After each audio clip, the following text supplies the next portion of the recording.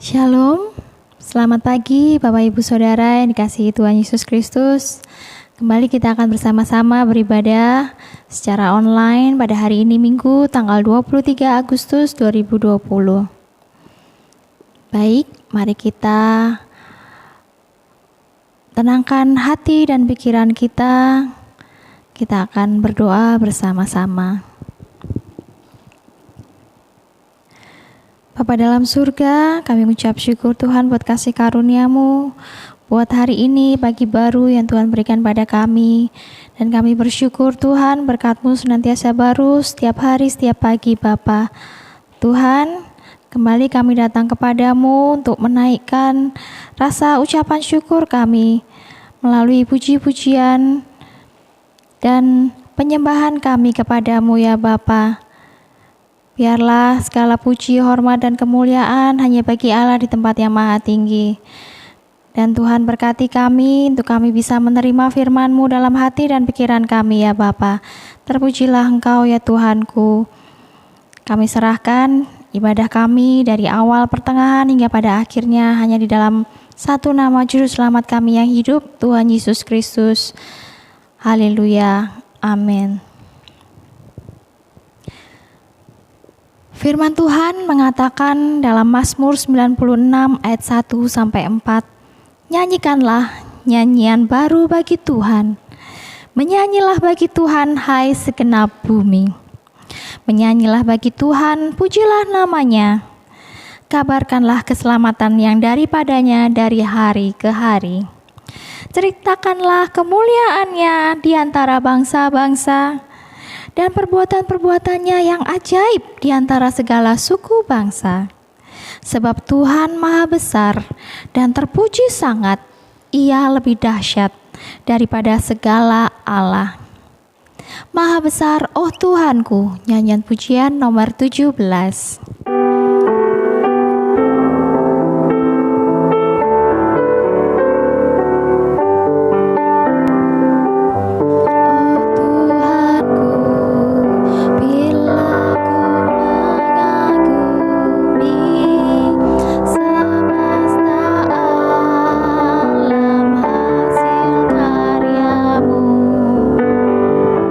Bintang dan guru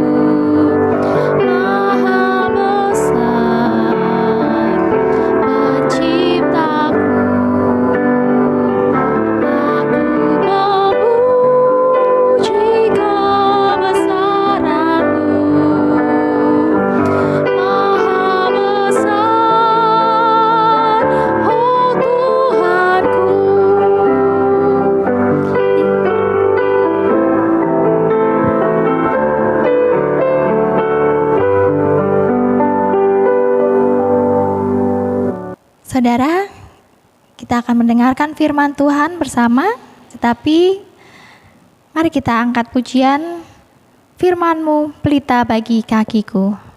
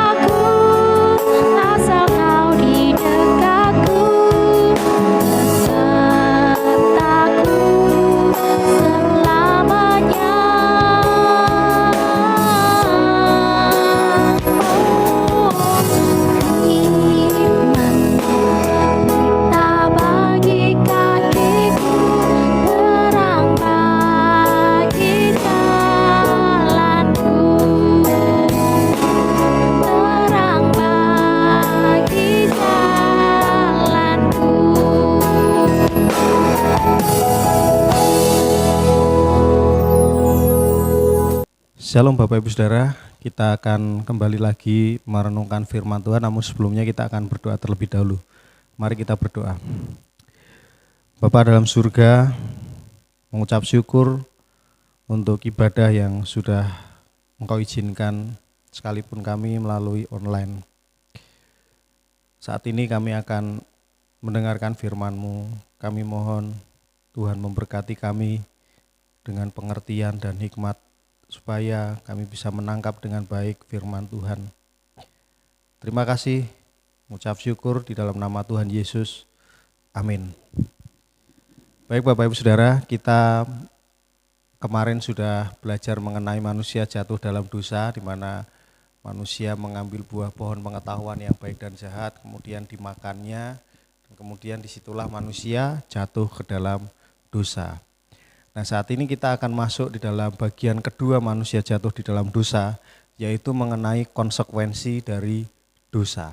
Nah, kita akan membuka Alkitab kita di dalam Kejadian pasal 3 ayat yang ke-7 sampai dengan yang ke-19.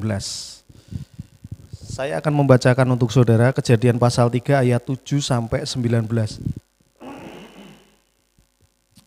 Demikian firman Tuhan, maka terbukalah mata mereka berdua dan mereka tahu bahwa mereka telanjang.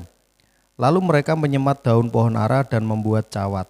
Ketika mereka mendengar bunyi langkah Tuhan Allah yang berjalan-jalan dalam taman itu pada waktu hari sejuk, bersembunyilah manusia dan istrinya itu terhadap Tuhan Allah di antara pohon-pohonan dalam taman. Tetapi Tuhan Allah memanggil manusia itu dan berfirman kepadanya, "Di manakah engkau?" Ia menjawab, "Ketika aku mendengar bahwa engkau ada dalam taman ini, aku menjadi takut karena aku telanjang. Sebab itu aku bersembunyi." Firman-Nya, "Siapakah yang memberitahukan kepadamu bahwa engkau telanjang? Apakah engkau makan dari buah pohon yang kularang kau makan itu?" Maka manusia itu menjawab, "Perempuan yang kau tempatkan di sisiku, dialah yang memberi dari buah pohon itu kepadaku, maka aku makan." Kemudian berfirmanlah Tuhan Allah kepada perempuan itu, "Apakah yang telah kau perbuat ini?" Jawab perempuan itu, "Ular itu telah yang memperdayakan aku, maka aku makan."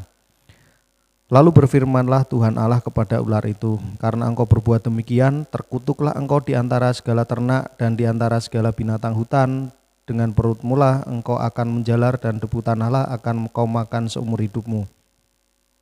Aku akan mengadakan permusuhan antara engkau dan perempuan ini, antara keturunanmu dan keturunannya. Keturunannya akan meremukkan kepalamu dan engkau akan meremukkan tumitnya." Berfirman-Nya kepada perempuan itu, "Susah payahmu waktu mengandung akan kubuat sangat banyak. Dengan kesakitan engkau akan melahirkan anakmu, namun engkau akan berahi kepada suamimu dan ia akan berkuasa atasmu." Lalu firman-Nya kepada manusia itu, "Karena engkau mendengarkan perkataan istrimu dan memakan dari buah pohon yang telah kuperintahkan kepadamu, jangan makan daripadanya, maka terkutuklah tanah karena engkau. Dengan bersusah payah engkau akan mencari rezekimu dari tanah seumur hidupmu. Semak duri dan rumput duri akan dihasilkannya bagimu, dan tumbuh-tumbuhan di padang akan menjadi makananmu. Dengan berpeluh engkau akan mencari makananmu sampai engkau kembali lagi menjadi tanah, karena dari situlah engkau diambil, sebab engkau debu dan engkau akan kembali menjadi debu." Nah, saudara, ini merupakan konsekuensi dari dosa, dari pemberontakan yang dilakukan oleh Hawa dan Adam ketika mereka mengambil buah lalu memakannya. Disitulah konsekuensi-konsekuensi itu mulai terjadi di dalam diri mereka. Kalau kita melihat yang pertama tadi, ketika manusia sudah memakan buah pengetahuan baik dan jahat, yang terjadi mereka melihat diri mereka telanjang. Lalu mereka menyemat daun pohon ara menutupi ketelanjangannya. Lalu kemudian ketika Allah berjalan-jalan di taman, lalu yang terjadi manusia dan istrinya dan perempuan itu sembunyi karena merasa takut. Lalu ketika ditanya Allah, mereka bersembunyi karena mereka telanjang. Dari ketelanjangannya ini juga membuat mereka takut. Nah, setelah mereka takut, ketahuan kalau mereka itu melakukan dosa, melakukan pemberontakan, tetapi yang terjadi ketika Allah memberi kesempatan mereka untuk mempertanggungjawabkan apa yang mereka lakukan, malah manusia itu menunjuk atau mencari aman dengan menyalahkan perempuan. Manusia menyalahkan perempuan, perempuan menyalahkan ular. Terus terjadi di situ Allah mengutuk ular, menghukum manusia, menghukum perempuan dengan bersusah payah dalam mengandung, dan pada saat melahirkan juga dibuat sangat kesakitan. Lalu juga menghukum manusia dengan berpeluh, manusia laki-laki akan mencari rezeki sampai nanti mati menjadi tanah kembali. Nah, saudara, ini merupakan sebuah konsekuensi dari dosa yang dilakukan oleh mereka berdua, Adam dan Hawa. Kita melihat di sini, dosa membuat mereka malu. Yang pertama, dosa itu membuat mereka malu, sehingga mereka membuat membuat cawat dari daun pohon ara. Lalu dosa itu juga membuat mereka takut, sehingga mereka bersembunyi dari Allah. Ketakutan dan rasa malu mereka itu membuat mereka itu menghindar dari Allah karena mereka sudah melakukan dosa. Nah, setelah itu dosa itu juga tidak hanya membuat mereka merasa malu dan juga merasa takut saja, tetapi dosa itu membuat mereka ingin mencari aman. Dengan cara apa? Menyalahkan orang lain, dia melari dari tanggung jawabnya, tidak mau bertanggung jawab atas kesalahannya. Mereka mencari aman, manusia mencari aman ketika ditanya Tuhan, apa yang kau lakukan, apakah engkau makan dari buah yang kularang yang kau makan itu? Tetapi yang terjadi manusia menunjuk kepada Hawa, menunjuk kepada perempuan yang kau tempatkan itu. Dan seterusnya akhirnya ada tuduh menuduh. Saudara, disinilah manusia mengalami kerusakan hubungan. Jadi runtutan dosa itu membuat rasa malu, rasa takut, rasa tidak nyaman, rasa ingin menghindari masalah, lalu sampai tidak mau bertanggung jawab, saling menyalahkan. Lalu yang terakhir, Allah tetap menghukum mereka. Allah menghukum mereka. Di dalam hukumannya ada sebuah penderitaan. Jadi runtutannya ada dosa, ada rasa takut, ada rasa malu, ada rasa ingin menghindar, cari aman, lalu kemudian rasa tidak bertanggung jawab, lalu kemudian yang terjadi hukuman dan penderitaan. Inilah paket dari dosa. Jadi dosa itu berdampingan dengan yang namanya rasa takut, rasa malu, juga berdampingan dengan rasa ketidakbertanggungjawaban dan juga ada penderitaan. Itu satu paket dosa. Makanya saudara, penderitaan di dunia ini tuh tidak bisa dihilangkan begitu saja. Kalau kita melihat di media atau kita merasakan sendiri penderitaan atau kesengsaraan, ya itulah memang yang memang harus terjadi di dunia ini. Tidak bisa penderitaan itu sirna begitu saja di dunia ini. Karena itu satu paket dengan dosa. Kalau kita menghilangkan penderitaan, berarti kita harus menghilangkan dosa. Nah, kalau kita mau menghilangkan dosa, tidak mungkin dosa itu hilang di dunia ini. Karena kita ini kan orang yang sudah melekat dengan dosa. Nah, di dalam Roma 5 ayat 12 kita akan baca.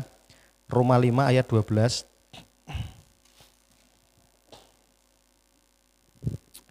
Roma 5 ayat 12 mengatakan, sebab itu sama seperti dosa telah masuk ke dunia ini oleh satu orang.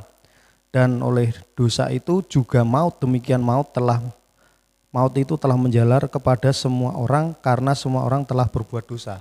Semua orang telah berbuat dosa karena dosa itu sudah menjalar dan demikian juga maut sudah menjalar. Artinya di dunia ini manusia tidak ada yang tidak berbuat dosa, semuanya berbuat dosa. Sehingga kalau manusia satu paket dengan dosa, maka penderitaan itu akan mengikuti manusia. Dan kalau saat ini kita melihat penderitaan yang ada, itu bagian dari paket manusia. Kalau kita tidak menghilangkan dosa, ya kita harus menghilangkan manusianya. Harus menghilangkan manusianya baru tidak ada dosa. Oleh sebab itu saudara, kalau kita melihat dari konsekuensi manusia jatuh dalam dosa, di sana sebenarnya kita melihat bahwa Allah itu masih mengasihi kita. Dengan menghukum kita, itu Allah mengasihi kita. Ketika manusia memakan buah firman Tuhan, ketika engkau memakannya maka engkau akan mati. Ya benar manusia mati, tetapi dalam kematiannya Tuhan itu memberikan kesempatan hidup manusia untuk memperoleh kasih karunia Allah. Karena dosa itu tidak bisa diselesaikan oleh manusia, hanya oleh Allah sendiri, oleh kasih karunia dari Allah sendiri. Nah, di dalam jeda waktu ini menunggu kematian, manusia itu harusnya bersyukur kepada Tuhan. Kenapa? Karena manusia diberi kesempatan untuk menerima anugerah Tuhan. Manusia diberi kesempatan untuk hidup. Kenapa manusia enggak dibinasakan? Kenapa manusia tidak kemudian menjadi musuh Allah terus menerus? Manusia masih diberi kasih kepada Tuhan, oleh Tuhan. Ya, kalau kita melihat Set diberikan kasih karunia oleh Tuhan sehingga menurunkan anak-anak, cucu-cucu yang berkenan kepadanya Di sana ada Henokh, ada Nuh yang berkenan kepada Allah. Dan sampai dia menurunkan Mesias, Yesus Kristus kepada kita. Itu adalah waktu panjang sabarnya Allah kepada manusia. Dia memberikan kesempatan kepada manusia untuk menerima anugerah saat ini, di masa saat ini masa gereja, di mana Tuhan memberikan kasih karunia yang luar biasa kepada manusia, supaya kita semuanya bertobat, supaya kita kembali kepada rancangan Allah yang semula. Kita bersyukur harusnya kepada Tuhan, sekalipun penderitaan ini ada. Karena penderitaan memang tidak bisa hilang di dunia ini, satu paket dengan yang namanya dosa. Dan kita bersyukur karena kita diberikan jatah waktu yang tertentu oleh Tuhan untuk kemudian kita mati. Mengapa demikian? Kalau kita nggak mati, kita menjadi manusia yang kekal, kita akan mati di dalam kekekalan, binasa. Tidak ada kesempatan bagi manusia lagi. Beda dengan malaikat, ketika malaikat jatuh ke dalam dosa, malaikat tidak punya kesempatan untuk bertobat. Mengapa demikian? Karena mereka makhluk kekal, jadi mereka hidup berdosa di dalam kekekalannya. Hidup berdosa dalam kekekalannya akhirnya menjadi musuh kekalnya Allah. Maka iblis, malaikat yang sudah jatuh itu akan dibinasakan, dihentikan kekekalannya. Kekekalannya itu dihentikan oleh Allah. Pada suatu saat nanti iblis akan dikalahkan. Nah, kita manusia diciptakan memang untuk kekal, tetapi ketika manusia berdosa, manusia dihukum mati. Nah, kita bersyukur di dalam kematian itu berarti ada kesempatan kedua setelah kematian. Makanya manusia di dalam Kejadian pasal 3 ayat yang Pasal 3 ayat 24 mengatakan demikian. Ia menghalau manusia itu di sebelah timur Taman Eden, ditempatkannya lah beberapa kerub dengan pedang yang bernyala-nyala dan menyambar-nyambar untuk menjaga jalan ke pohon kehidupan. Nah, pohon kehidupan ini adalah pohon hidup, berarti ketika manusia makan itu kekal. Makanya manusia ketika jatuh dalam dosa tidak dibiarkan makan pohon kehidupan. Kalau makan pohon kehidupan, manusia akan berdosa di dalam kekekalan. Maka akan bernasib sama dengan iblis atau malaikat yang sudah jatuh ke dalam dosa. Justru dalam kematian dan penderitaan kita bersyukur kepada Tuhan. Tuhan masih memberikan kesempatan kepada kita. Jadi saudara, apa yang sudah Tuhan berikan di dalam dunia ini, patutnya kita bersyukur.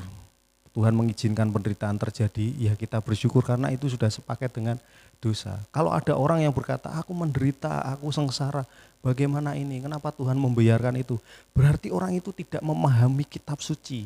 Orang itu tidak memahami manusia ketika jatuh dalam dosa. Penderitaan sudah sepaket dengan manusia. Sekalipun kita diberikan akal budi untuk mengusahakan, untuk menghindarkan kehidupan kita manusia dari penderitaan. Tetapi toh penderitaan itu tetap terjadi. Rasa takut, rasa kecewa, rasa malu, rasa menyalahkan, lari dari tanggung jawab, itu semua juga satu paket dengan dosa. Maka dari itu saudara, kalau Tuhan mengizinkan kita di dalam kehidupan ini sampai menunggu kematian, kita bersyukur. Karena di dalam waktu yang ada ini, Tuhan sedang berkarya di dalam hidup kita, supaya kita ini menjadi anak-anaknya yang berkenan kepadanya. Diberi kesempatan untuk menerima anugerah Allah. Diberi kesempatan untuk menerima kasih karunia Allah. Kita bersyukur juga kita menjadi makhluk yang mati, karena disitulah kita akan memperoleh kehidupan yang kembali.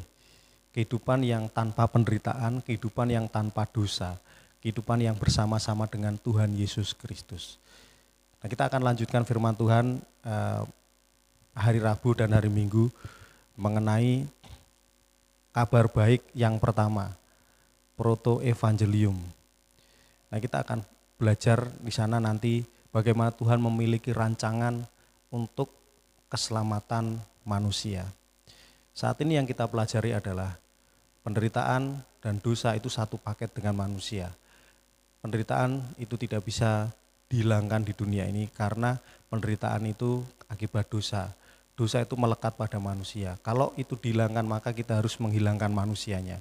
Dan Tuhan mengasihi manusia, Tuhan tidak menghilangkan manusia. Sehingga Tuhan menerima manusia itu satu paket dengan dosa dan penderitaannya. Tetapi memberikan kesempatan manusia untuk menerima anugerah Tuhan dan kasih karunia Tuhan supaya manusia diselamatkan di dalam Tuhan Yesus Kristus. Ada jeda waktu, mari kita bersyukur kepada Tuhan dan menggunakan sebaik-baiknya untuk kemuliaan Tuhan. Amin, mari kita berdoa. Bapa di surga, mengucap syukur untuk firman-Mu. Saat ini kami menerima firman-Mu dan kiranya firman-Mu itu dapat kami lakukan dalam hidup kami. Bersyukur dalam waktu yang ada, menggunakan waktu yang ada, karena waktu ini adalah waktu anugerah dari Tuhan. Terima kasih Tuhan, dan pakailah kami sebagai gereja Tuhan untuk menyampaikan kabar baik di dalam masa anugerah ini, supaya ada orang-orang, banyak orang-orang juga yang menerima Tuhan Yesus dan menerima anugerah Tuhan, sehingga mereka akan beroleh kehidupan kekal di kehidupan yang akan datang. Terima kasih Tuhan, mengucap syukur dalam nama Tuhan Yesus. Amin. Pada kaki salib Yesus kita berlindung. Nyanyian pujian nomor 235 yang akan mengantar kita menaikkan doa syafaat.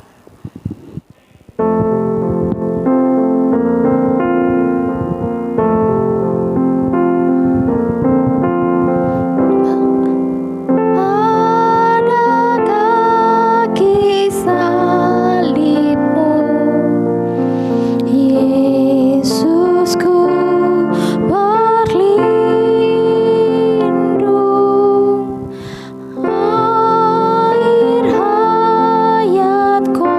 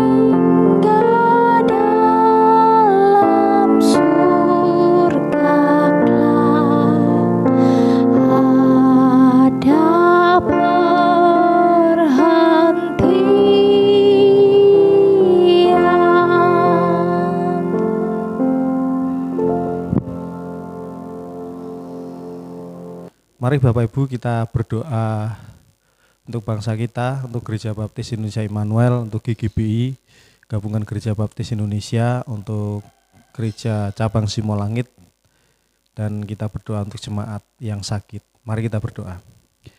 Bapa di surga, kami mengucap syukur untuk ibadah yang sudah kami laksanakan di hari ini. Kiranya Tuhan akan menikmati dan berkenan menerima apa yang sudah kami berikan kepada Tuhan. Dan tiba saatnya kami akan menaikkan doa syafaat. Kami mohon Tuhan akan menerima doa kami dan Tuhan akan menjawab doa kami. Saat ini kami menaikkan doa kami untuk bangsa kami ya Tuhan, untuk pemerintahan kami, Jokowi, dan juga para menteri yang saat ini sedang bekerja keras untuk membuat Indonesia ini lebih baik, untuk maju. Dan saat ini ada kesulitan ekonomi ya Tuhan. Kami mohon supaya Tuhan akan memberkati, memberi kekuatan dan juga hikmat kepada pemerintahan kami, supaya di Indonesia ini tidak terjadi krisis ekonomi. Kami berdoa Tuhan akan memberkati segala sesuatu kesulitan-kesulitan yang sedang mereka hadapi ya Tuhan, untuk memajukan perekonomian Indonesia. Kami mohon Tuhan memberkati mereka, Tuhan akan memampukan mereka untuk mengatasi permasalahan tersebut. Tuhan, kami juga berdoa untuk masalah pandemi yang saat ini belum berakhir. Kami terus berharap kepada Tuhan supaya segala sesuatunya ini ya Tuhan, pandemi ini dapat berakhir, sehingga kami dapat memulai kehidupan kembali seperti semula lagi, dapat bersekolah, dapat berkumpul bersama-sama, termasuk kami dapat beribadah di gereja. Kami serahkan pengharapan kami ke dalam Tuhan, dan kami berdoa untuk GGBI, Bamusnas, BPN, IRSP, dan YBI, di mana organ-organ ini terus bekerja untuk melayani umat, melayani masyarakat Indonesia. Tuhan berkati pelayanan-pelayanan yang sedang dikerjakan. Juga gereja-gereja di seluruh Indonesia, khususnya Gereja Baptis. Tuhan akan terus menolong kami semuanya di dalam perjuangan kami untuk melayani umat dan juga untuk memuliakan Tuhan di tengah-tengah masa pandemi ini. Berikan kekuatan kepada kami semuanya para hamba Tuhan, supaya kami terus dapat berjuang untuk melewati semuanya ini. Kami juga berdoa Tuhan untuk Gereja Baptis Indonesia Immanuel. Tuhan memberkati Pendeta Yoce Tairas, Ibu Marike, para panitia perancang dan juga para guru sekolah minggu. Tuhan berkati mereka berjerih lelah untuk melayani Tuhan dengan bersusah payah melalui media sosial. Tuhan akan tolong mereka ya Tuhan, berkatilah mereka, pelayanan mereka yang mereka kerjakan benar-benar menjadi dampak yang baik bagi jemaat. Dan kami menyerahkan segala pergumulan Gereja Baptis Indonesia Immanuel dalam tangan kuasa-Mu. Tuhan mengerti, Tuhan peduli, Tuhan akan memberkati. Serta kami berdoa untuk cabang-cabang di Kalimantan, di Ngantang. Tuhan memberkati mereka semuanya, apa yang saat ini mereka kerjakan biarlah dapat menjadi dampak yang baik bagi masyarakat dan juga bagi umat-Mu. Dan juga kami berdoa Tuhan, perjuangan yang mereka kerjakan, kiranya Tuhan akan memberkati sehingga kesulitan-kesulitan yang mereka hadapi dapat mereka lewati ya Tuhan. Berkati keluarga mereka, berkati hamba-hamba Tuhan, supaya apa yang mereka kerjakan dengan penuh sukacita dan semangat dari Tuhan. Terima kasih Tuhan, kami berdoa untuk cabang Simolangit. Tuhan berkati kami, kebutuhan kami peredam suara, dan juga kebutuhan kami untuk protokol kesehatan, menyiapkan segala sesuatunya untuk menanti menyambut jemaat yang akan bersama-sama di tempat ini untuk beribadah. Namun kami masih menunggu waktu yang tepat ya Tuhan, untuk kami dapat beribadah kembali. Tuhan, kami mohon di masa-masa penantian ini, kami mohon Tuhan memberkati kami untuk dapat menyiapkan segala sesuatu yang ada. Terima kasih. Kami berdoa Tuhan untuk jemaat yang sakit, kami mohon Tuhan memberkati mereka. Bapak Robert, Bapak Lukas Suyono, juga Ibu Mur, Tuhan memberkati, Tuhan menolong, berikan kekuatan kepada mereka ya Tuhan, dan juga Tuhan akan menyembuhkan sakit-sakit mereka, supaya mereka dapat menikmati anugerah Tuhan dalam hidup mereka. Dan sekalipun mereka sakit, kami mohon Tuhan memberikan kekuatan mereka untuk terus dapat berharap kepada Tuhan. Dan kami mohon juga Tuhan untuk jemaat-Mu sekalian, Tuhan memberkati pekerjaan, Tuhan berkati mereka dalam kesulitan-kesulitan mereka, Tuhan ada di samping mereka, di sisi mereka untuk menolong mereka. Terima kasih Tuhan, kami serahkan doa syafaat ini dalam tangan kuasa-Mu, juga kami menyerahkan rangkaian ibadah kami, biarlah apa yang kami lakukan dapat memuliakan nama-Mu dan menyenangkan hati-Mu. Terima kasih Tuhan, terpujilah nama-Mu. Kami tutup ibadah kami di dalam nama Tuhan Yesus Kristus. Amin.